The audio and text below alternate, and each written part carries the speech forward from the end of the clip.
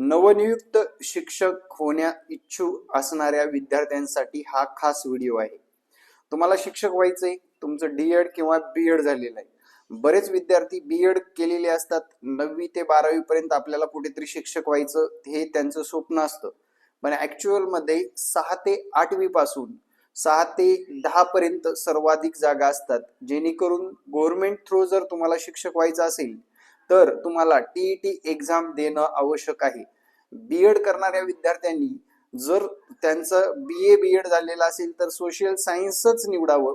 त्यांनी मॅथ सायन्सकडे जाऊ नये. तुमचा कुठलाही फायदा होणार नाही.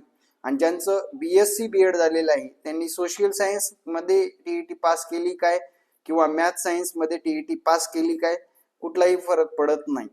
ही सिंपल आहे. ही परीक्षा ही पात्रता परीक्षा आहे. टीचर इलिजिबिलिटी टेस्ट म्हटलं जातं. हिच्यामध्ये 150 पैकी 90 गुण किंवा कास्टला असेल तर 83 गुण मिळवणं आवश्यक आहे. त्यामुळे शिक्षकांनी आवर्जून काय करायचं आहे, आगामी काळात या परीक्षा क्रॅक करायच्या आहेत, जेणेकरून आपल्याला मेरिटमध्ये बसता येईल, अवरेज मार्काला सुद्धा शिक्षक होता येईल. हे डोक्यामध्ये ठेवायचं आहे. आणि आगामी टीईटी साठी तयारी करायची असेल तर दिलेल्या संपर्क क्रमांकावर संपर्क साधावा. जय महाराष्ट्र. धन्यवाद.